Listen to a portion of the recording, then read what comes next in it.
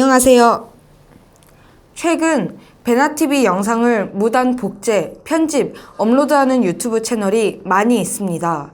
제작진이 발견하여 저작권 신고를 하면 유튜브에서 채널 폐쇄 조치를 합니다. 영상을 무단 복제, 업로드하는 것은 출연진과 제작진의 노력을 빼앗는 행위이며 불법입니다. 단, 원본 영상 공유하기는 가능합니다. 시청자 여러분, 제작진이 무단 업로드한 영상을 모두 찾기는 어렵습니다. 베나TV 영상이 다른 채널에 업로드된 경우 즉시 댓글, 제작진 이메일로 신고하여 주시기 바랍니다. 그리고 신고해 주셨던 분들 감사합니다. 더불어 후원금, 구독하기, 그리고 광고 시청도 부탁드립니다. 감사합니다.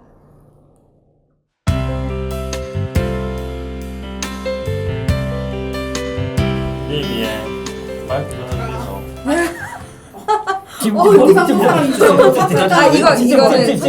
커피 지금 내리고 있어요. 커피 내리는 대로 바로 드릴게요. 나 원래 대구 사람인데. 근데 난 부산인데. 지금 뒷바닥이 부산 받았어요? 아니요. 준비가 됐네. 뭘 막 물어보고. 이거 그 시청자분들이 그 댓글에 올려주신 것들이에요. 궁금한 것들. 원래 제가 다니면서 그 통일교육 할 때는 항상 물어보는 거 절반 이상 차지하니까 오늘 또 물어보고 혼날 수 있어요.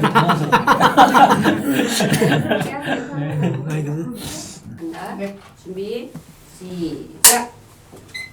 안녕하십니까 존경하는 시청자 여러분. 오늘 우리 배나 학당 이렇게 만나 뵙게 돼서 반갑습니다. 예, 오늘 드디어 제가 오늘의 배나 학당 반장을 맡게 된 김일국 인사드립니다. 예, 우리 오늘 선배님 신지성 선배님, 예, 그리고 미인 박성혜 씨, 그리고 오늘의 우리 배나 학당 주제를 이끌어 주실 예 김형수 선생님 모셨습니다. 안녕하세요. 네. 예, 오늘의 주제는 우리가 통일이라고 생각할 때 많은 분들이 가장 첫 번째로 생각하는 인프라 구축입니다. 왜냐하면 이것은 통일 비용과도 연관되는 가장 빅 아이템이기 때문에 이 문제에 대해서 시청자 여러분들께서 제일 궁금해하실 거고, 또한 통일 준비에서도 가장 큰 이슈가 아닐까라고 생각되는데, 김영수 선생님께서 이에 대해서 참 새로운 인사이트를 갖고 계시다라는 얘기를 들었습니다. 네, 우선 오늘 그 이야기 되게 되는 그 인프라 구축. 사실 북한에서는 인프라란 말을 이제 쓰는 잘 모릅니다. 저도 이제 대한민국 왔을 때 처음에 인프라 관련된 이야기 할 때 이게 뭐지? 이렇게 생각했었죠. 예, 근데 사실 인프라라고 하는 것이 이게 영어에서 따온 거 아닙니까? 예, 네. 인프라 스트럭처를 이제 따가지고 우리 말로 하면 하부 구조라고 말할 수 있는 거고, 사회 경제 기반이라고 말할 수 있는데, 아마 북한에서 번역하게 되면 이걸 경제 발전 아마 이제 기반 건설 뭐 경제 관련된 그렇게 이야기할 것 같습니다. 근데 사실 최근에 남북한의 통일을 대비해 가지고 이 인프라가 이전에는 경제로만 포커스 맞췄는데 최근에는 통일 인프라 이런 이야기가 나오거든요. 혹시 들어보셨나요? 통일 인프라? 네. 네, 그러니까 이건 통일 인프라는 경제보다도 더 이제 발전돼 나와가지고 경제적인 포커스를 맞추는 그 밑단계에서부터 그거를 법제적으로 아니면 제도적으로 어떻게 할 것인가 하는 그런 인프라. 또 그거 더 위에 나가서 마지막에는 제도적으로 정치적으로. 그러니까 최근의 인프라는 정치 인프라, 경제 인프라, 사회 인프라, 문화 인프라 이렇게 엄청나게 지는 비중이 커졌어요. 시작부터 저 진짜 배우는 느낌인데, 그러니까 우리가 흔히 이제 뭐 언론이나 뉴스에서 볼 때 통일 인프라 할 때는 뭐 도로나 공장이나 뭐 철도나 이런 얘기인데, 선생님은 벌써 통일 인프라는 여기에 문화, 뭐 정치, 경제, 보호 이까지 다 포괄하는 인프라다라고 말씀을 하시네요. 네, 그러니까 기본적으로 이제 인프라 할 때는 일반적으로 이제 우리가 정리되는 거 보게 되면 사회 건설, 기반 건설로 해가지고 기본적으로 이제 경제, 그러니까 경제를 많이 포커스 맞추죠. 그러다 보니까 가장 중요한 것은 경제가 발전되려면 우선 첫째로 교통이 발달돼야 되잖아요. 그 물건을 이제 운송해야 되고, 생산된 물건을 해외 팔자고 하면 도로망, 철도망, 그리고 항만, 그 외에도 또 이제 공항까지 해서 교통망도 이제 충실해야 되고요. 그 다음에 에너지가 충실해야 이제 경제 발전됩니다. 그러다 나니까 발전소 건설도 해야 되고, 그 다음에 생산된 전기를 이제 생산 현장에 갈 수 있는 그런 배전 설비도 어떻게 서로를 개척할 것인가 다 중요한 거죠.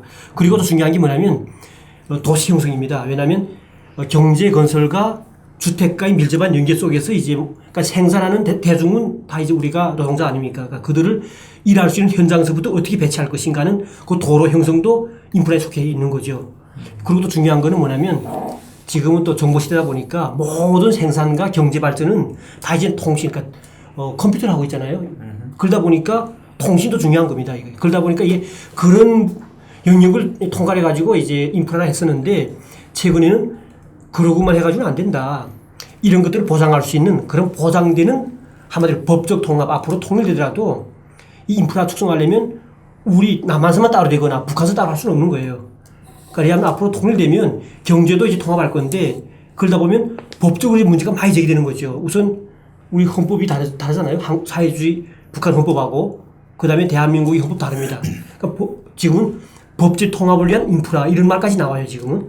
네, 그리고 그 밑에 단계에서 또 뭐 있냐면 생산과 경제를 발전하려면 교육도 필요한 거죠. 그러니까 교육을 어떻게 하면 통합할 것인가 따라서 교육 인프라가 교육을 구축하고 실행할 수 있는 그런 인프라도 지금은 또 이제 많이 연구하고 있는 상태고요. 최근에 근데 우리 대한민국 국민들이 참 똑똑합니다. 그러니까 독일에서 한 걸 다 봐가지고 만약 우리가 통일됐을 때 이란, 이안, 삼안 놓고 어떻게 우리가 이걸 비춰서 우리가 더 이제 효과적으로 인프라 구축을 잘할 것인가 그런 연구를 엄청 하거든요. 네, 그리고 이런 또 문화라든가 이런 콘텐츠도 마찬가지로 앞으로 사람이 경제도 갖고 다 이제는 제도적으로도 다 이제 완비됐는데 사람이 문화가 틀리면 안 돼요.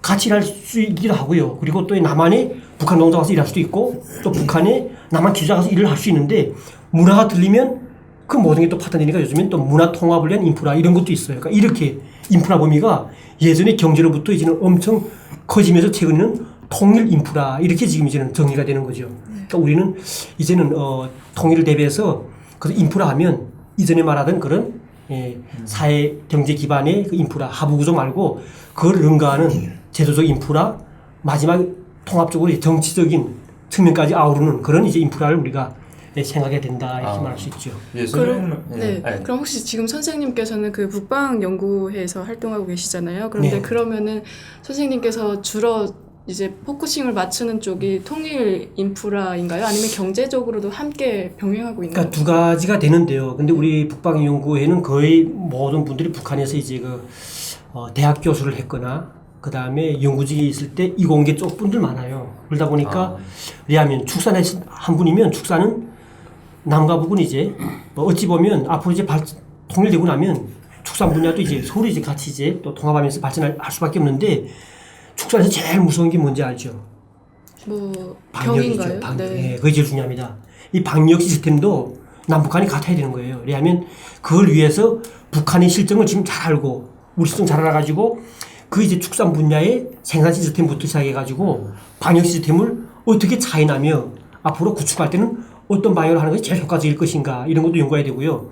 그 안에는 사람을 양성하는 것도 중요하다. 인재 양성. 그것도 중요하지만은 이제 기간 건설을 하면 어느 곳에다 어떻게 건설할 것인지 건설하는 것도 북한의 만약 축산 기지는 어떻게 생겼고 우리는 어떻게 지금 돼 있는데 이런 것도 연구할 수 있는 거고요. 그리고 생물이라 할 때는 생물도 남과 북은 좀 특이한 게 있습니다.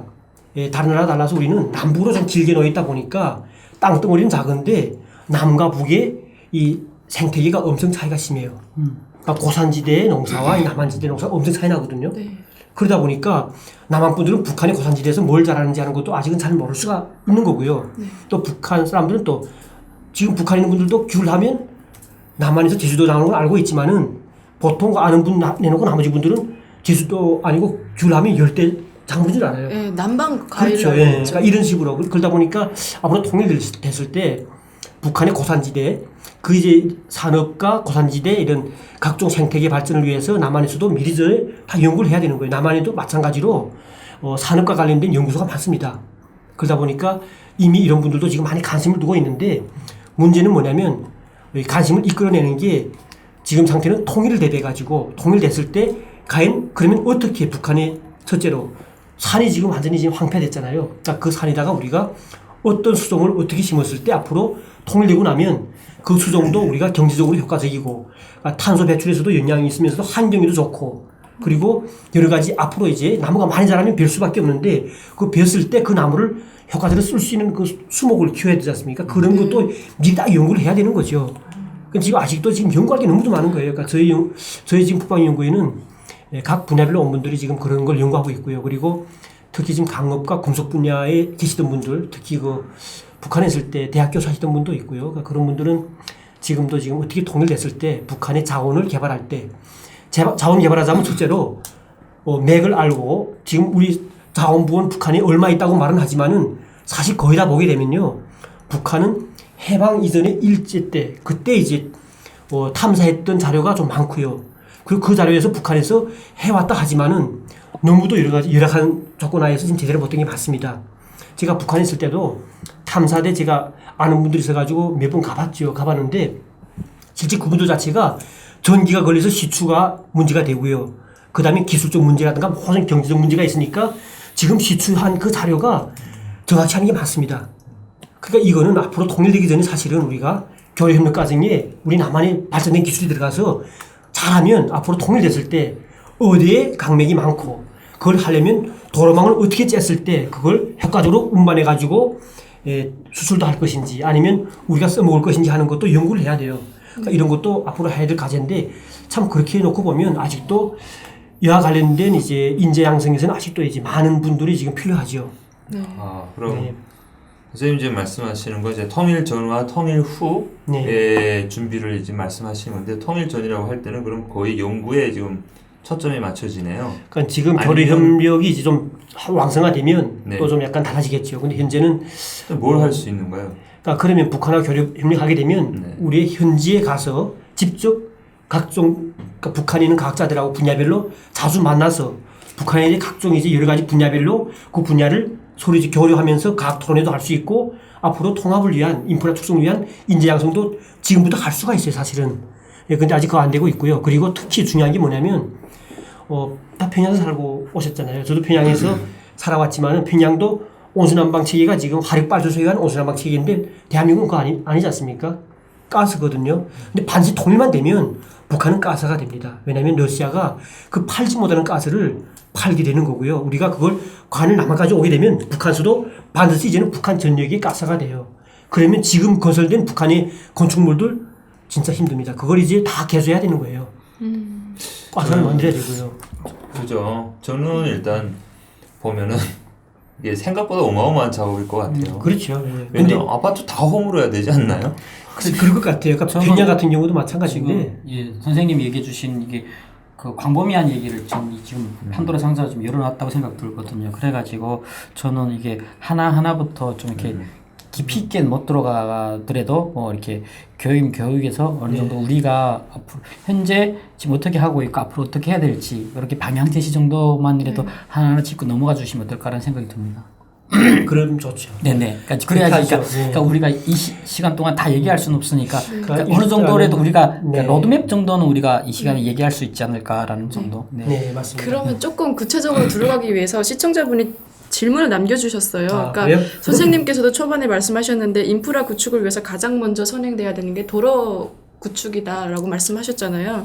근데 이분은 말씀하시기를 물론 도로가 중요하긴 한데 특정 어떤 구간을 먼저 고속도로화하는 것이 어떤 효과적일 것인가라는 거를 질문을 남겨주셨어요. 그래서 네. 선생님께서 생각하시는 바를 조금 설명해 주시면 좋을 네, 것 아마 같습니다. 기본은 그거겠죠. 이제 우리가 통일을 바라고 앞으로 통일을 바라면서 우리 국민이나 정말 북한이나 남한이나 전체 우리 8천만 국민이 바라는 거는 통일되고 나서 잘 사는 삶 한마디로 제도가 좋은 건 물론이고요. 더 중요한 거는 먹고 살아가는 데서 지금보다 더 좀 행복하고 풍요로운 그걸 바랄 거예요 아마. 그러다 보면 우리가 이제 많은 걸 생산해 가지고 우리 대한민국의 경제가 발전된 여러 가지 제품들 많잖아요. 그걸 이제 수출할 수 있는 그 판로를 이제 어떻게 개척할 것인가 중요합니다.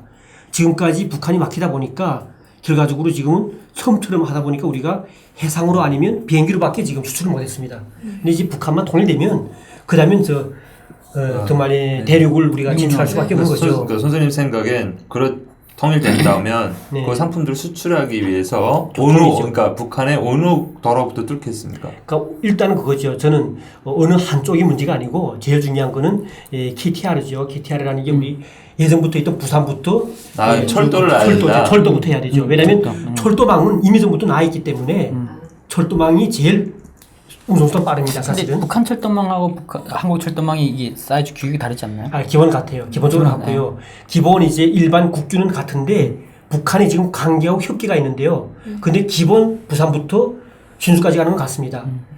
그리고 이제 우리가 부산 올라가서 먹고서 이제 앞으로도 이제 쭉 개통되면 두만강까지 올라갈 수가 있잖아요. 네. 그리고 제가 이제 3년 동안 소조 나가 있었는데 예전에 있잖아요. 예전에 서울 쪽에서 이제 기차가 가다가 동해안 빠져가지고 철원 쪽에서 저기 통천 쪽으로까지 나가는 기차가 있는데요. 그게 강원도 김하군 경원선. 그게 묶고 그게 지금 이렇게 끊어졌어요. 경원선이죠. 맞아요. 근데 끊어졌는데 그게 제가 가 있었었는데 그때 강원도 김하군에 근동리라고 하는 그 마을인데 그 마을이 한 개 마을이 지금 갈라져 있어요. 근데 거기 가면 그 철길이 그대로 있어요. 이제 통일되면 다 그 복원돼 가지고 첫째로 중요한 건 철길입니다.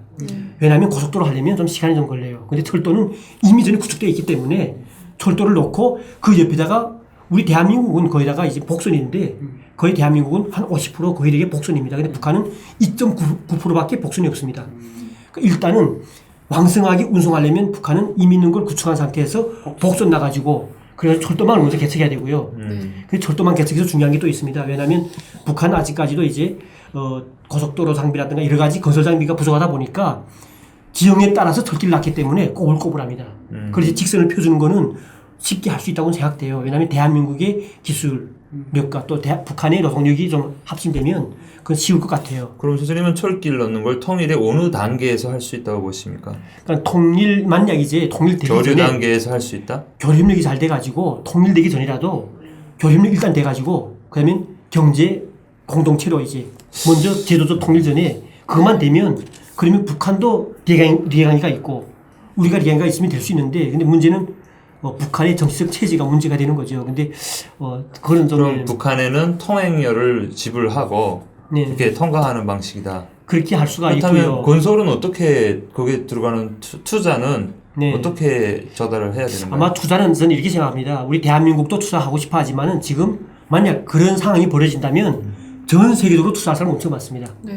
그러니까 이미 전에 지금 중국도 마찬가지로 지금 투자하겠다고 했던 분들이 아직도 많고요. 중국에도. 그리고 미국을 비롯해가지고 정말 전 세계가 지금 이제 통일되면 제일 천여지가 되는 거예요. 개척지가 되다 보니까. 그러니까 투자는 문제가 될 것 같지는 않고요. 앞으로 평화가 담보되고 통일만 된다면 이 남북한이 통일되면 그때 이제 거기서 발생되는 그 경제적인 이득이라는 게 엄청나고요.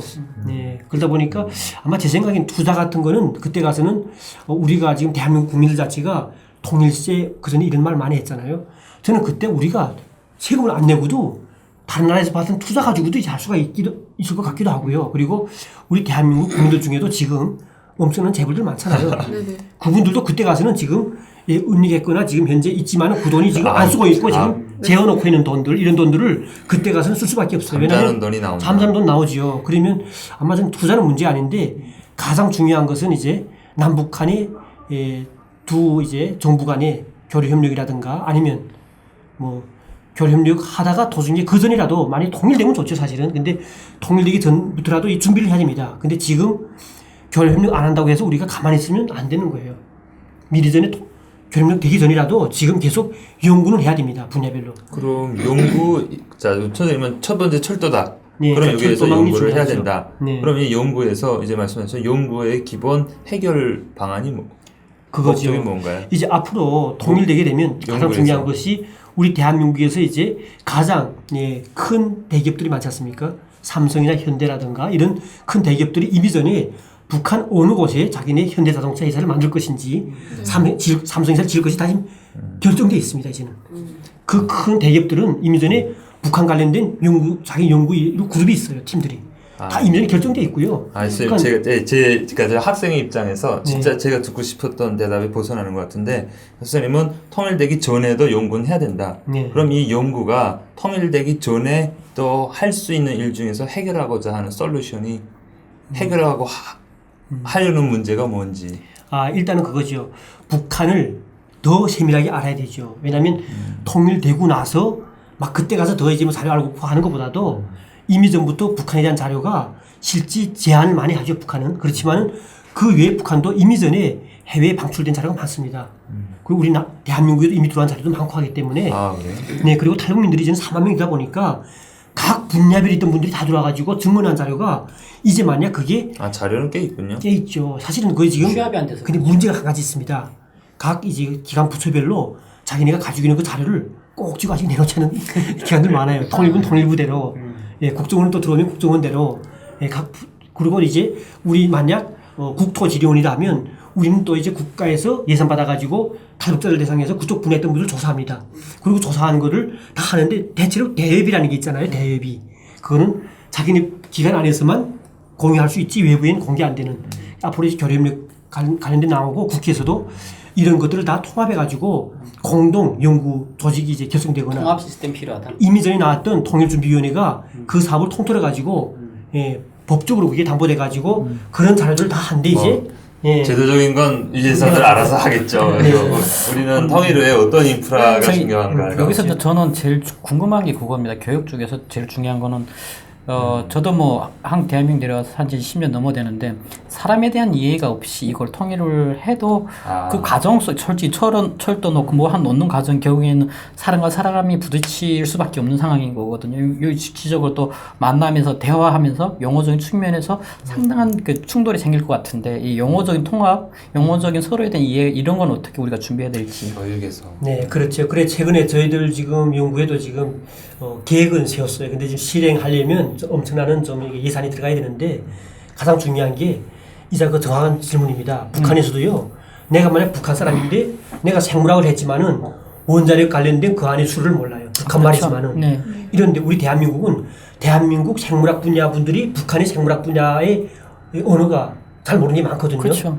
대한민국은 외래를 많이 쓰고 북한은 그 말을 많이 이제 풀어 하기 때문에 풀어서, 예, 왜냐하면 DNA 말하잖아요. DNA 그러니까 생물학에서 근데 그게 북한 말로는 염색체 혹은 물들체라는 말까지 했어요. 예전에 최근에 지금 많이 또 이제 순화되면서 지금 외래도 좀 쓰긴 쓰는데 그리고 세포 안에서도 이제 뭐 사립체라고 하는 것이 대한민국은 사립체라 하지만 미토콘드리아 이런 말 많이 하잖아요. 근데 북한은 이전에 배워줄 땐 다 이제 고등학교 때까지는 다 사립체라고만 배워줬고 대학 전문과에 가서만 미토콘드리아 됐습니다. 이런 식으로 남북한이 분야별 이제 사전이 나와야 돼요. 그러니까 남북한 생물학 사전, 남북한 의학 사전, 남북한 각 분야별로 사전이 이제는 나와야 될 때가 됐습니다. 근데 이게 사실은 진짜 방대한 예산이 들어가요. 사실은 그런 거 다 하려면. 근데 이걸 뭐 저는 어떤 생각하면 모든 걸 이렇게 정부에 의존하기보다도 민간 지금 네. 국방연구위원회 그쪽도 국방연구회도 북방 네. 사단법인이죠. 예. 민간 차원에서 진행하는 거 아닌가요? 정부 차원인가요? 아니죠. 민간보다도 사단법인이라고 그러죠. 법인 단체죠. 근데 네. 정부에서 지원되는 건 지원 안 되죠. 그러니까 정부가 안 제가 되죠. 얘기하고 예. 싶은 건 그런 거거든요. 그러면 각 학계별, 각 네. 분야별에서 깨어 있는 분들이 그 곳곳에 네. 있다고 생각하거든요. 그래가지고 이거 각 그 파트별로 건국대학교 그러니까 포스트 통일이라고 통일 이후를 준비하자고 해가지고 네. 학교에 22개, 23개 단과대학이 있거든요. 그러니까 통일 이후를 준비하기 위해서 지금 우리 학교마다 각 단과대학마다 그 축산 그리고 뭐 생명공 그 분야별로 북한하고 어떻게 우리가 통일 이후를 준비해 갈까를 지금 이제 건대도 시작 단계에 있습니다. 그러니까 이걸 학과 통합이라보다도 통일 이후, 그러니까 그 통일을 꿈꾸고 있는 각 단과대가 네트워크를 갖자라는 취지로. 네. 그러니까 선배님은 그러니까 말하자면 교육 부분에서 인프라 구축은 사람 통합, 사람을 그쵸. 이해하는 걸 어떻게 그쵸. 좀 더 할까라는. 맞습니다. 그렇죠. 네. 그저처럼 상대방이 모여 앉아서 만약 과학 토론회 한다. 네. 왜냐하면 뭐 이번에는 우리가 뭐 건축, 뭐 과학 토론회를 남북한 한다 할 때 마주 앉았는데 대화에서 이제 서로 용어가 통하지 않으면 그게 대화가 될 수가 없잖아요. 맞아요. 그러니까 이자처럼 그런 게 중요하고요. 사실 그러니까 통일 전에 이미 전에 그걸 다 해야 되는 거예요. 지금은. 근데 진짜 이게 그냥 내가 한담 중가운데 한담을 하나 하면 위에 있을 때 그 북한 국가보험청국 네. 그 사람들이 처음에 남북경협이 시작될 때 한국 분들을 만난 거예요. 만났는데 한국 분들이 다 외래어를 쓰시는 겁니다. 그렇죠. 그래서 처음에 당황을 해가지고 근데 이분이 러시아어과 졸업했었는데 가서 영어 공부를 정말 열심히 한 거예요. 그래서 다음번에 만날 때 와서 본인이 일부러 막 외래어를 썼대요. 그랬더니 한국 분이 미국 대학 유학했냐고.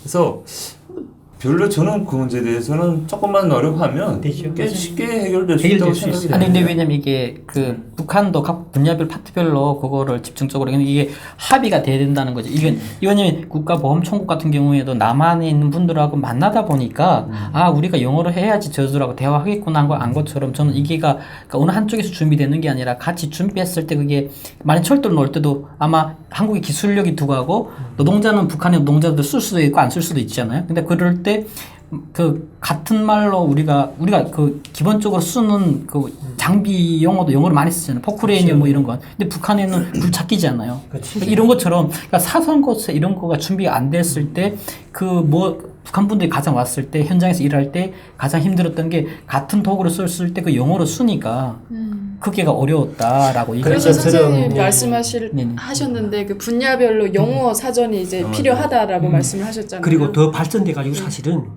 그 영어 사전에서 이제 앞으로 남북한이 합의 봐가지고 공통으로 이제 쓸 수 있는 말을 정해야 돼요. 사실은 그러니까 이거는 너네 말이 좋으니까 너네 거 쓰자 해가지고 통일돼서 남북한이 혼돈되지 않게끔 그때 가서 같은 언어인데 사전 공부할 필요 없잖아요. 교래말 사전 작업 진행되고 있었잖아요. 네, 근데 교래말 사전 같은 건 이자처럼 과학기술 분야라든가 분야별로는 안 돼요. 왜냐하면 백과사전 작업을 해야 된다. 네, 그렇죠. 그러니까 왜냐하면 분야별로도 이제는 그러니까 사전 작업하고 그 뒷단계로서는 같이 이제 공통으로 이제 말을 그러니까 그 각 용어들을 정말 이제 일치화시키는 그런 작업도 통일전에 하면 좋죠. 왜냐하면 끊임없이 교류가 일어나야 된다. 통일되고 나서 하기보다도 그래 저는 그렇게 생각해요.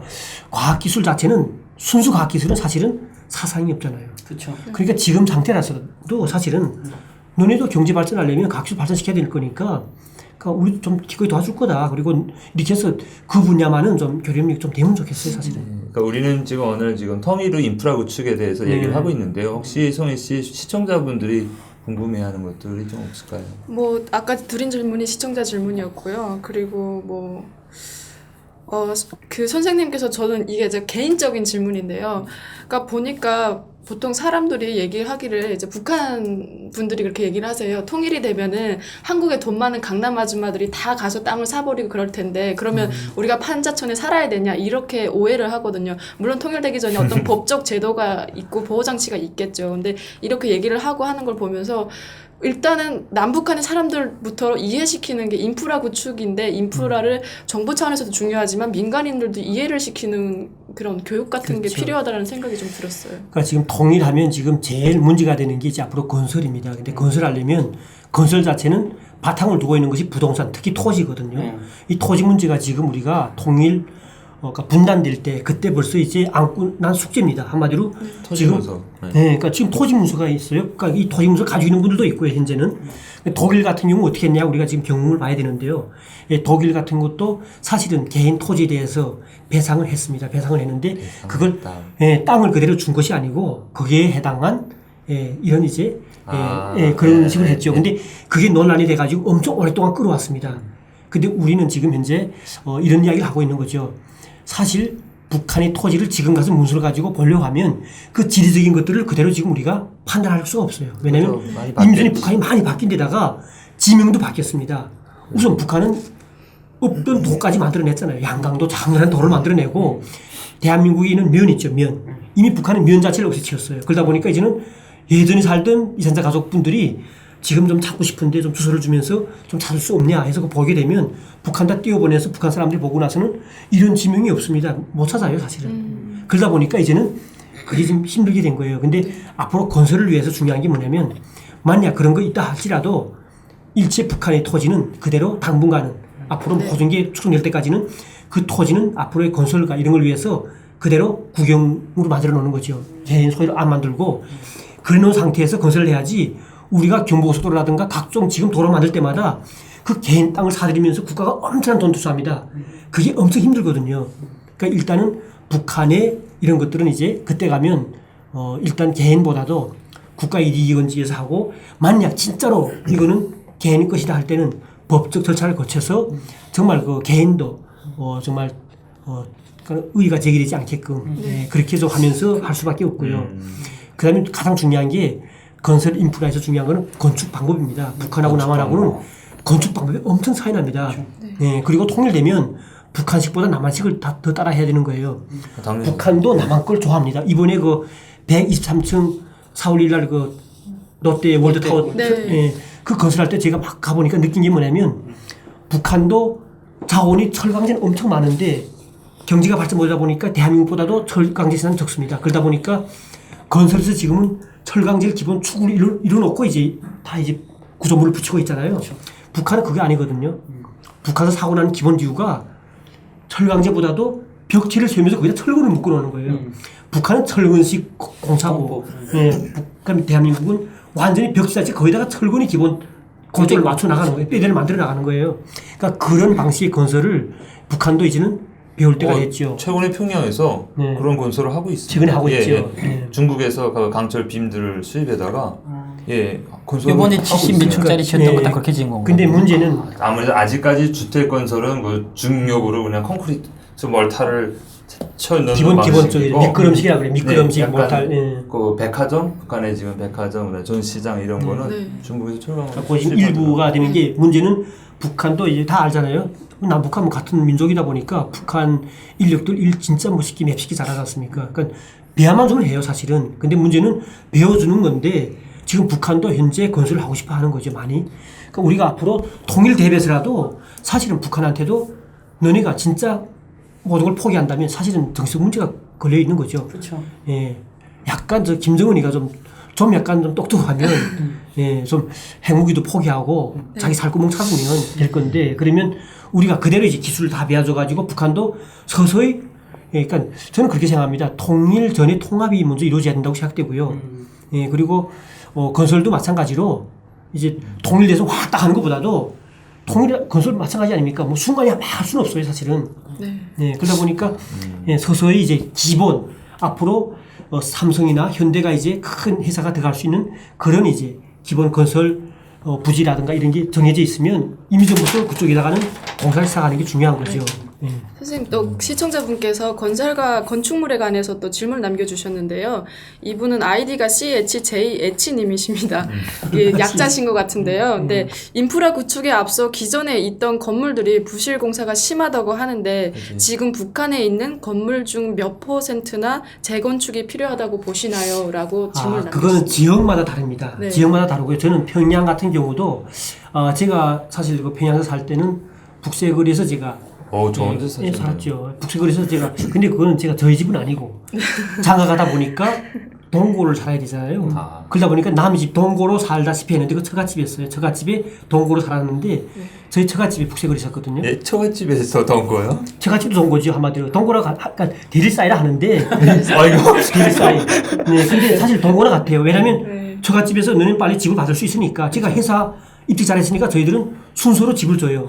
그러니까 순서가 있는데 제가 다니던 회사가 꽤 좋은 회사였거든요. 평양에서. 예, 그 만순강 연구소였으니까 의사당연구 산하. 그러다 보니까 후에는 제가 저 서평역전 앞에 있는 서천동에 집을 받았었어요. 근데 이미 전에 살 때는 그 북새거리 살 때는 그 집이 정말 좋잖아요. 근데 그런 집들도 보면 문제가 있는데 건설은 잘했습니다. 진짜 든든하게 잘 지었는데 거기는 첫째로 문제가 이제 앞으로 통일만 되면 북한 사람들이 차를 다 끌려고 하거든요. 그렇죠.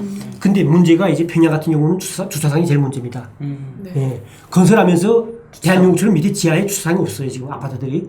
고층 건물 저희 살던 데도 30층인데 30층이면 뭐래도 한 주차장이 한 5층까지는 있어야 될 거예요. 지하 주차장이 없어요. 북새거리 가면 주차장이 이제 공동 하나 있어요. 공동 하나 있는 거 알죠? 그러니까 평양에 있는 사람들이 자기 차를 그러니까 주차장이 없다 보니까 부지를 만들어 가지고 공동 그러니까 여기를 말하는 공영 주차장을 만드는 거죠. 앞으로 평양은 그 문제 때문에 이제 또 좀 지역마다 주차장을 만들어야 될 것 같고요. 그리고 평양은 그래도 지금 최근에 지는 려명거리나 미래각사거리는 그래도 괜찮게 질 것 같아요. 그거는 당분간 뭐 허물 필요 없겠죠. 그거 내놓고 북한의 거의 모든 집들은 다 파괴해야 됩니다. 왜냐하면 지금도 저 해방산동이라든가 그쪽에 옛날 집들 있잖아요. 그리고 신원동, 보통한 그 구역 신원동 옛날 상아파트였는데 그것도 옛날엔 좋았지만 이제는 거의 한 60년 됐어요. 이제는 그런 집들도 이제는 부실하죠. 대한민국은 벌써 한 3, 40년 되면 그런 공사는 다 재건축하거나 다 하지 않습니까? 참이 부실 평양인의 부실공사 이거를 보면은 제 보기에는 90%가 넘는 것 같아요. 그렇게 거의 될 것 100%라고 보면 될 그렇죠. 것 같은데 왜냐하면 우리가 구글 지도로 2000년도에 평양 사진을 보고 현재 2016년에 17년에 구글 위성 사진을 보면은 엄청난 건설이 진행됐다는 걸 알 수 있는데 실제 보면은요. 제가 건설 조사를 했었어요. 평양에. 근데 보면은 그러니까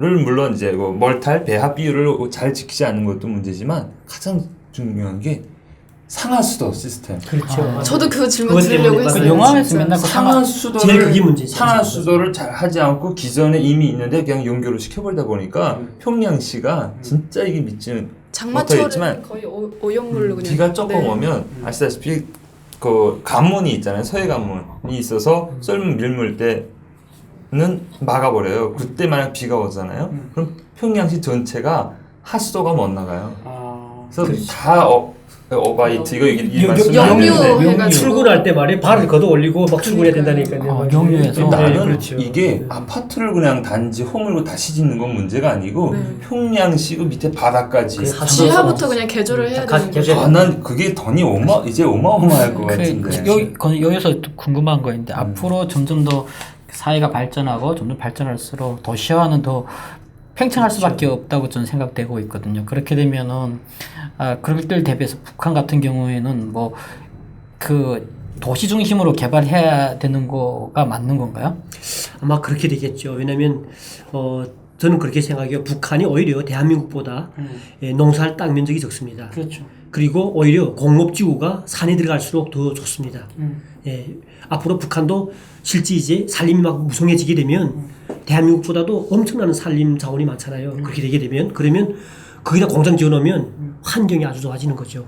그러니까 앞으로 이제 저는 점차 통일돼서 시간이 지나가면 갈수록 오히려 북한 쪽에 공업이 남았기 거의 다 이제 올라갈 거라고 생각돼요. 그렇게 되면 공업지구를 중심으로 해가지고 쭉 도시가 형성될 거고요. 그러니까 그걸 계획을 잘 해야 됩니다. 그러니까 지금부터 이제 그런 준비를 인프라 그러니까 쉽게 말하면 지금 얘기하는 그 공장이란 기능은 녹색 공장, 쉽게 말하면 친환경 공장을 짓자는 얘기인 거죠. 친환경 도시를 만들자는 얘기신 거죠. 지금처럼 이렇게 매연 나가고 이런 연탄 나가고 그러니까 이런 이제는 얘기 아니. 그렇죠. 이제 연구를 해도 이제는 지금 상태 대한민국에서의 건설 그것도 이제 우리가 배우지만은 그보다 이제 앞단계를 내다보면서 이제 시작을 해야 돼요. 그러니까 인프라 축소할 때. 어떤 분이 저한테도 그 얘기 하더라고요. 대한민국에서 제일 전철 중에 제일 잘 된 게 신분당선이다. 네. 이유가 최신에 만들었고 그렇죠. 그게 무인으로 돼 있고 그래가지고 제일 늦게 건설했지만 최신이라고 하더라고요. 그래가지고 그런 생각으로 북한을 바라보면은 북한은 최후에 제일 늦게 개발하지만 어찌보면 최첨단의 도시 될 가능성이 높다라고 그렇죠. 얘기하시더라고요. 그럼 수장님 북한 개발 투자 이제 전체 비용에서 건설 인프라에만 몇 % 정도 투자가 들어갈까요? 글쎄 제 생각에는요. 그래도 한 50% 이상은 되지 않겠냐 생각돼요. 왜냐하면 그게 제일 기본이지 않습니까? 우선 철길을 다시 해야 되고 도로를 해야 되고 그다음에 항만도 이제 그렇죠. 부두를 다 또 해야 됩니다. 그렇게 해야 되고 그 한 다음에 이제 건설할 수 있는 그런 기본 큰 공업단지라든가 이런 것들을 위치를 잘 정해놓으면 사실 도로라든가 철길 할 때도 이미 전에 어디다가 어떤 이제 공업단지를 할 것인가 전망적으로 잘 타산해야 되는 거죠. 지금부터 구상을 해야 됩니다. 구상을 해야 된다는 말씀이십니다. 그러니까 이거는 이게 인프라 하니까 또 벌써 이제 남북한의 그런 어떤 발전이나 건축이나 그 신지성 선배님께서 말씀하신 것처럼 균형을 잘 맞춰야 되지 않겠냐, 역차별이 생길 수 있다라는 지적을 해주셨어요. 그러니까 그 어떤 그렇죠. 내용이었냐면요. 누구시죠? 제가 지금 그 다른 댓글을 또 봤는데 예. 정확히 생각은 안 나는데 이제 북한이 개발이 되면은 어쨌든 신물물들로 다 개발이 될 텐데 그러면은 뭐 어떤 건축 면에서 있어서도 그렇고 어떤 뭐 지하철을 놓는다고 해도 그렇고 여러 가지로 한국보다 이 남쪽보다 더 좋아질 거다. 그럼 역차별 현상이 생길 것 같다라고 하면서 약간 좀 그런 질문을 남겨주셨어요. 어디 가시겠습니까? 네. 흥행 가시겠습니까? 저는 지금 이 1년 중에 한 석 달, 넉 달 정도는 정말 북한 생각 많이 나요. 왜냐하면 더울 때 있죠. 더울 때는 전 고향이 저 양강도거든요. 근데 평양에서 제가 대학 공부하면서 19년 평양에서 살았는데 평양에서 여름은 정말 힘들었습니다. 그때마다 여름방학에 집에 가면 너무 좋았거든요. 근데 이제 앞으로 통일되면 우리 대한민국 국민들 여름에 다 어디 갈까요? 다 북한에 가요. 다우카. 왜 그런지 알아요? 김일성, 김정일이가 휴가를 저기 여름이면 삼전에 가 있었잖아요. 네. 진짜 공기 좋고 얼마나 물이 시원한가요? 많고 진짜 그 숨만 쉬면 숨 있잖아요. 숨 쉬는 게 이 피 밑에까지 들어가요. 이게 어떠셨죠? 교수님 고향 마케팅을 그래 제가 아니야. 근데 앞으로 그렇죠. 그러니까 제 말은 뭐냐면 앞으로 통일되게 되면 우리 남한 분들이 북한을 이제 손하는 분들 많아집니다. 네. 특히 북한의 고산지대 가면 이 약초들 엄청 많잖아요. 진지한 약초가 많습니다. 중국서도 지금 그 약초를 북한에서 다 싸가는 형편이고요. 네. 대한민국에서 좋다는 약초들은 다 중국에서 싸우는데 사실은 중국에서 북한에서 싸다 한 걸 또 사오는 경우 많아요. 네네. 이런 고산지대 가면 진짜 약초도 좋고 그러다 보니까 이제 우리가 지금 많은 분들이 별장도 짓고 뭐 리조트도 하잖아요. 앞으로 지금 우리 자연인들 얼마나 많습니까 대한민국에. 그렇죠. 조금만 이제 자기 건강 좀 돌보겠다 하면 다 좋은 데 갑니다. 그리고 그때 가면 개티 타고 다니면 아마 백수항까지 삼주까지 갔다 오니 한 4시간이면 갈 건데요. 아마 서울에서 가면 2시간, 3시간 가겠죠. 네. 그러면 그때는 별장 하나 놓고 아침에 갔다가 실컷 주말에 놀다가 올 수도 있고요. 아마 그쪽에 제 생각에는 역차별이 아니라 오히려 이렇게 네. 자유롭게 넘어갈 수 자유롭게 있는 환경이 그렇게 환경이 만들어진다. 만들어지고 한마디로 이제 지금은 멀어 보이지만 앞으로는 자기 앞 동네처럼 이렇게 우리 대한민국 국민들도 생각하는 네. 그런 때가 될 것 같고요. 그러면 통일이 되면은 이제 남한 분들도 친환경 이제 별장이 생기는 거죠. 그리고 그렇게 되지요. 요즘 예. 그 계속 요즘이 아니라 장기간 지속되고 있는 방송 프로그램이 있는데 나는 자연인이다 뭐 이런 거 있잖아요. 그렇죠. 산속에 들어가서 바로 채집해서 요리를 해먹는 그런 게 있는데 갑자기 우리는 지금 네. 통일의 환상에 대해서 보고 있어요. 통일이 되면 그런 삶을 누릴 수가 있는 거죠. 네. 얘기만 들어도 자, 즐겁습니다. 소장님, 네. 아까 말씀하신 데서 이제 통일은 인프라에서 통신이 또한 중요합니다. 맞습니다. 우리가 지금 휴대폰이 나오면서 그 전에 일본 같은 거는 거의 그러니까 광 케이블을 엄청나게 인프라를 깔았는데 제 보기엔 그게 잘못된 괜히 그러니까 낭비를 하지 않았나 생각이 되는데 그렇죠. 다행히 이제 스마트폰이 나오면서 이제 기지식으로 이제 나가게 되는데 현재 북한도 지금 광 케이블을 엄청나게 깔고 있습니다. 그렇죠. 지역, 그럼 지방에도 깔았고. 근데 원래 깔려 다 있는 상태가 아니에요. 저는 이게 문제가 아니라 깔았죠. 그 이후에. 그러니까 제가 질문하고 싶은 거는 선생님, 그러니까 이제 우리가 교류협력 과정이 있을 테고 앞으로 통합되는 이제 통일된 과정이 있을 텐데 북한에 하면 우리가 기업이 들어가면 이제 통신이 들어가고 북한 주민들도 똑같이 이제 통신 혜택을 봐야 되잖아요. 인터넷망이라 그럼 가입되고. 여기서 북한이 가장 중요한 거는 이게 보이부가 통신에 개입을 한다는 겁니다. 그렇죠. 이거를 어떻게 좀 해결할 방법이 없을까? 그러니까 저는 그렇게 생각돼요. 네. 지금 우리가 남북한의 통일 인프라를 생각할 때는 이미 전에 북한 체제, 지금 같은 체제가 아닐 때를 생각해야 되는 거죠. 왜냐하면 희망이 지금 체제 같은 김정은이 집권하고 있는 지금 형식의 체제 속에서는 북한하고는 통일 인프라에 대해서는 협의가 안 될 수 있어요. 왜냐하면 지금 인터넷이 없는 나라는 전 세계적으로 북한밖에 없잖아요. 근데 앞으로 이제 통신할 때는 진짜 인터넷이 결국 기본 핵심이 되는 거죠.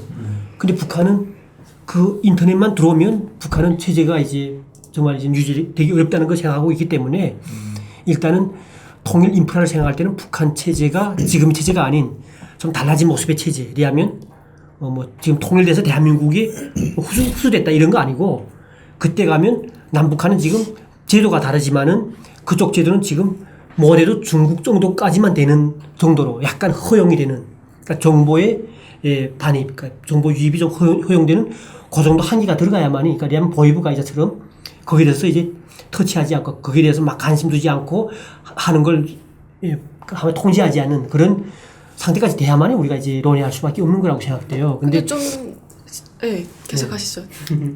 말씀 끝난 줄 알고. 근데 좀 쉽게 말하면 통일 이후에는 굳이 보이부의 개입을 보다는 뭐 지금처럼 통신사들이 있잖아요. 통신사들이 그거는 이제 통신 인프라는 그쪽에서 관여를 해야 되는 거 아닌가요? 근데 이제 나는 항상 이제 오늘의 수업에서 주제를 드는 건 선생님이 통일 전에도 우리가 인프라 작업을 해야 된다라고 해서 맞아요. 제가 이런 질문들을 하는 건데 근데 다른 이자처럼 혹시 선생님이 북한에서 휴대폰 쓰고 오셨나요? 휴대폰은 썼는데 제가 올 때는 북한 휴대폰 쓴 건 아니고 저는 중국 휴대폰을 썼죠. 아니, 근데 그러니까 몰래 썼단 말씀. 그러니까 북한에서 그건 지금 못 썼어요. 쓰는 그건 제가 나올 때 고해가 생겼어요. 고해가 생겼고. 그래요? 네. 평양이 2008년도에 네. 휴대폰이 중국 이거 JTE가 들어왔거든요. 그래서 그렇죠. 그러니까 제가 화웨이가 처음에 들어왔다가 네. 화웨이 그 다음에 JT가 지금 원래 2004년도에 휴대폰 처음에 그때 들어왔던 거 처음에 알죠? 왔다가 그때 제가 진짜 삼성 휴대폰 하나 샀어요. 원산에 가서 쌌는데 원산에 나가 삼성 휴대폰 있어. 이게 폴더인데 그래서 샀거든요 그때. 근데 그놈한테 물어보니까 그때 한 $250 달라 해서 줬죠. 그래가지고 원산에 가서 제가 사가지고 그래가지고 그다음에 저 국경이 나가서 그걸 이제 중국 칩을 싸가지고 넣어서 해보려니까 안 되더라고요. 그래 그대로 가서 버리고 말았어요. 그건. 근데 2004년도에 사실은 북한도 핸드폰을 그때 하려고 했다가 꺼내 못했잖아요. 김정일이가. 영춘 폭파 사건 때문에. 네, 아마 그랬을 거예요. 아마 그래서 못했고.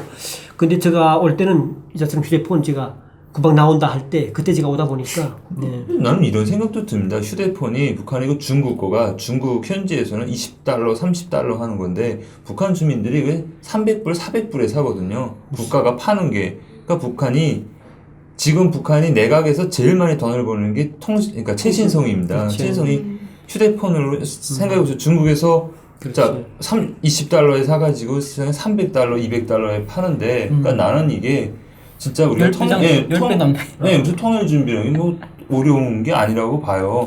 한국에서 정말 이 싸게 생산하는 것들 북한에 정말 북한에다 대고 야 너희들 북한 주민들한테 이미 가격에 무조건 팔아. 그럼 우리가 이렇게 하고 투자도 하고 뭐 좀 기지국도 건설해 줄 거야. 뭐 이렇게 하면 좀 안 될까요? 통신 문제는 제 말 아닙니다. 네. 제 말에. 근데 사실은 이 통신 문제만은 북한이 체제 유지를 하느냐 못하느냐, 김정은이가 생존하느냐 마느냐 이런 심각한 문제예요. 그러니까 저는 이제 말한 것처럼 일단은 정치적인 것, 사상적인 것, 체제 유지에 대한 이런 데서 약간 거리가 먼 그런 측면부터라면 경제에 많이 포커스 맞춰서 과학기술이라든가 이런 측면, 문화마저도 사실은 노래 뭐 사상이 있다고 볼 수는 없는데 북한은 그 노래 사상을 집어넣기 때문에 그 문화도 북한하고는 할 수가 없어요 지금은. 그러다 보니까 할 수 없이 우리가 할 수 있는 거는 경제 쪽이죠 한마디로. 북한도 지금 이게 축산 분야에서 방역이 어려운 고난이 많아요. 조류독감이 많아가지고 북한서도 엄청 많은 짐승 죽일 때가 많았거든요. 제가 북한에 있을 때도 보면 일반 주민들은 몰라요. 막 우리가 저 의사단격리부 쪽에 있잖아요. 그 김정일 먹는 그쪽 안에서도 막 사고 나가지고 엄청 막 매몰시키고. 어차피 그랬거든요. 뭐 북한 주민들이 먹는 거 아닌데요. 뭐. 북한 근데 북한 주민 먹는 거마저도 같아요. 마찬가지로 이렇게 그러니까 이런 방역 문제 같은 거 북한도 관심은 있어요. 그러니까 남북한의 그런 것들은 이게 있잖아요. 38선이 막혀 있어도 공교 오염 될 뿐만 아니라 남한에 있는 새가 넘어가서 북한에 가서 아니면 벌 있죠 벌. 이 남한의 벌들이 북한에 가서 이제 꿀 따가지고 오기도 하거든요. 또 북한 벌들이 왔다 가기도 해요. 그거 오면서도 공기 오염돼요 이게. 그걸 이제 산에 있던 양들이나 염소들이 먹고 나면 또 오염됐던 것들이 또 이제 이 방역에 문제가 생기는 거죠.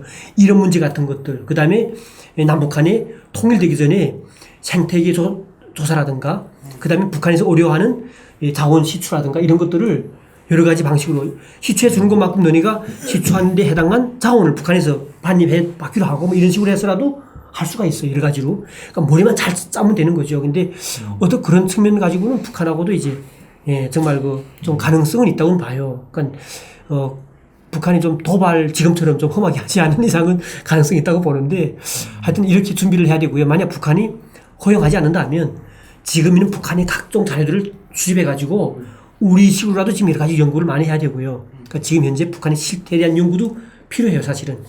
그러니까 직접 들어가지 않아도 지금 나온 자료 가지고라도 지금 어떻게 하면 우리가 그래야면 삼성회사가 북한이 어느 한 곳만 아니고 여러 곳에 이제 할 건데 이 하는 조건에서 사실 북한의 인구라든가 유동이라든가 아니면 북한도 보면 지역별로 이제 사람들이 근면성이라든가 일하는 이런 게 또 다르긴 많이 다르죠. 그러니까 이런 것들도 잘 몰라요. 그러니까 그걸 잘 알 수 있게끔 해서 그들이 북한이 지금 미리 전에 통일되기 전부터 우리는 어떤 데다 갈 것인가 하는 걸 말해주면 컨설팅을 해야 된다. 네, 그러면 봐요.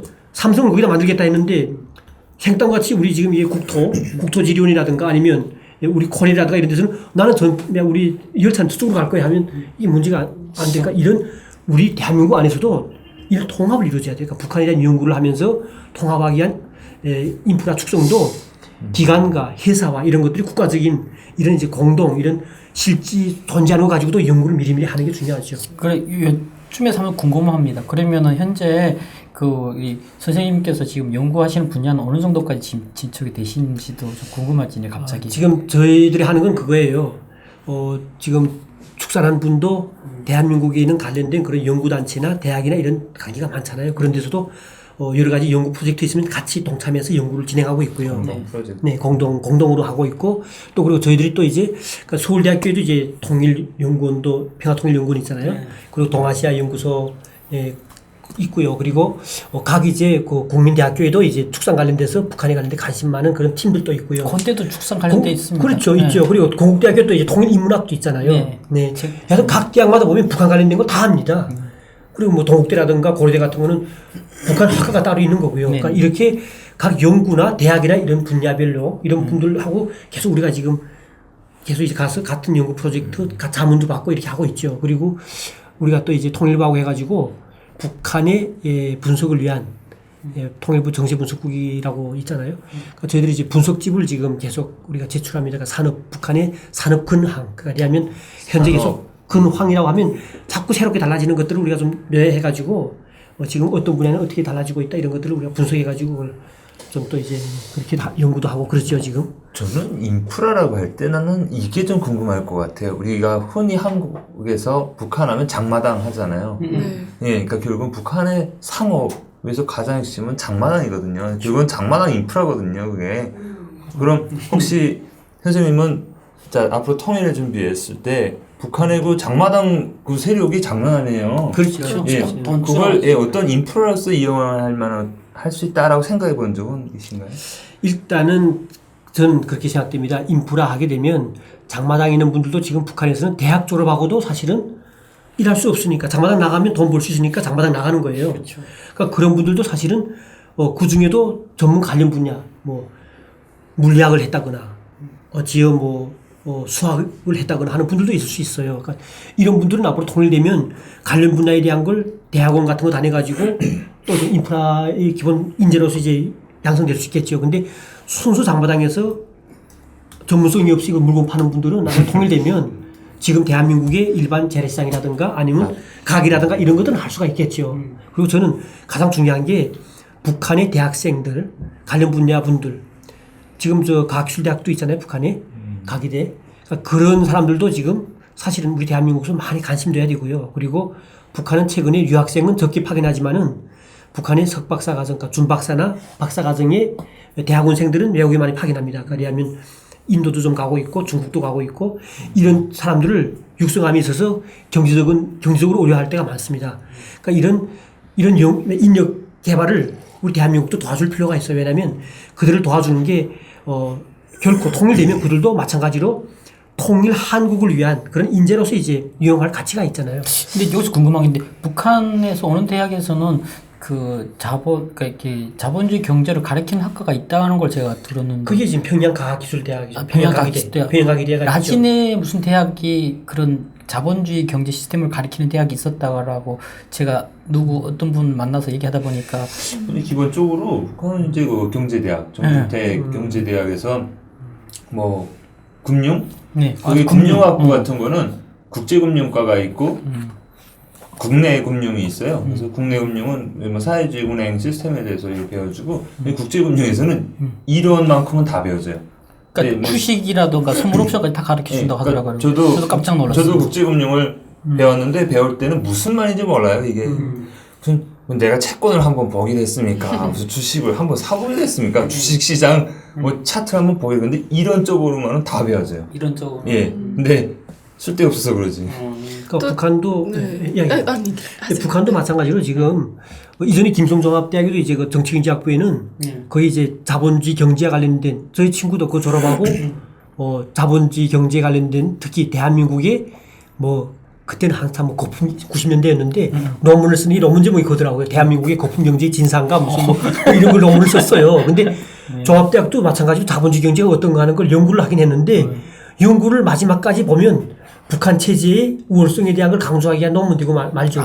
결론은 문제를 하고 네, 결론은 그렇죠. 예. 근데 문제는 뭐냐면 최근에 평양 가기대는 지금 해외에 있는 외국 교수라든가 우리 한인 재외교포들 교수들이 지금 가서 교육을 줘요.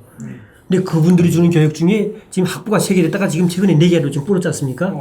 그러니까 내하면 금융학부가 있잖아요. 금융 있고 생물도 있고요.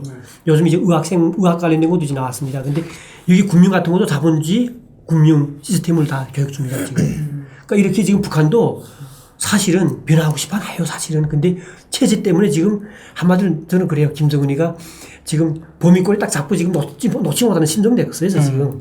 놓지도 놓으면 못하고 지금 자기가 잡혀 먹을 것 계속 같고. 가기도 힘들고. 그러니까 지금 계속 그 상태를 유지하고 있는 건데.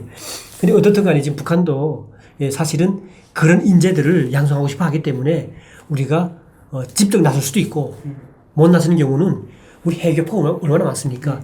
해교포 과학자들 진짜 많습니다. 지금 미국이나 중국이나 유명한 대학들에도 교수들이 우리 한인 교수들 많습니다. 그런 분들도 진짜 자기가 북한이 필요한 사람들 와서 교육을 줘서 배워주면 도로 가서 준비하고 있다가 통일되면 그 사람들도 인재로 육성될 수 있거든요. 인재 인프라. 네. 인재 인프라다. 예, 그래서 오늘 참 우리 선생님 인프라에 대해서 인프라 단지 건설뿐만이 아니라 교육, 문화 이제처럼 또 인재 인프라까지 마지막까지 그래서 참 새로운 인사이트 얻게 된 좋은 시간이었습니다. 예, 그래서 우리 이 해는 또 이쯤에서 마치고 이제 또 다음 해 남북 이제 과학기술의 통합에 대해서 좀 더 구체적으로 디테일하게 예, 선배님께서 제일 지금 노리고 계시는 해인데 얘기를 나눠보도록 하겠습니다. 예, 선생님 감사하고 네, 그럼 예. 한마디만 또 끝나고 이야기 좀 해야죠. 네네. 사실 인프라에 대한 걸 이야기하자면 사실 1시간 동안 안 되죠. 그러니까요. 예, 근데 네. 저희 우리 베나TV 특히 베나학당은 지금 이제는 북한 주민들도 보고 있어요. 북한에 계시는 분들도 보고 있고요. 그리고 실제 보고 있는 분들이 있어요. 아 그래요? 잘해야겠네요. 네, 정말이에요. 그리고 국경에 가게 되면 슬슬쩍 이제 카톡도 되고 텔레그램도 되고 이렇게 하니까 보는 분들도 있어요. 그리고 해외에 있는 분들 얼마나 관심 많은지 모릅니다. 통일되면 아마 이 인프라가 남북한의 주민들의 행복도 물론이고요. 해외에 계시는 우리 동포들도 이 우리 남북한의 인프라가 그분들한테도 아주 기분 좋고 또 정말 자랑스러운 그런 일이 될 겁니다. 그래 많은 관심 주시고요. 이 오늘 보신 이 우리 신사분들도 앞으로 통일된 우리 대한민국이 정말 인프라 축성이 잘 돼가지고 정말 전 세계적으로 유명한 그런 통일 한국이 되기를 함께 기원하길 바라면서 오늘 같이 마치죠. 아 예, 수고했습니다. 감사합니다. 수고했습니다. 감사합니다. 네, 수고했습니다. 수고했습니다. 감사합니다. 선생님 재밌나요? 잘했어. 너무 저격적이시네. 야 이거 못 따라가겠어요. 저 지금 머리가 벌집이 됐어요. 얘기를 머리 보여. 맞아. 벌집이 돼가지고 얘기를 지금 막 관심이 예, 선생님 생겼어요. 너무 저격적으로 하시고. 베나TV는 정부기관 및 관련 단체의 후원을 받지 않습니다. 후원금을 받게 될 경우 출연 요청, 주제 선정 등 청탁을 할 수 있기 때문입니다. 그래서 베나TV는 정부기관 및 관련 단체의 후원을 받지 않습니다. 베나TV가 지속적으로 프로그램을 만들 수 있도록 시청자 여러분께 부탁 말씀 올립니다. 시청자 한 분이 한 달에 1,000원씩 후원해 주시는 111 캠페인 많이 도와주시기 바랍니다. 그리고 후원해 주시는 여러분들 감사합니다.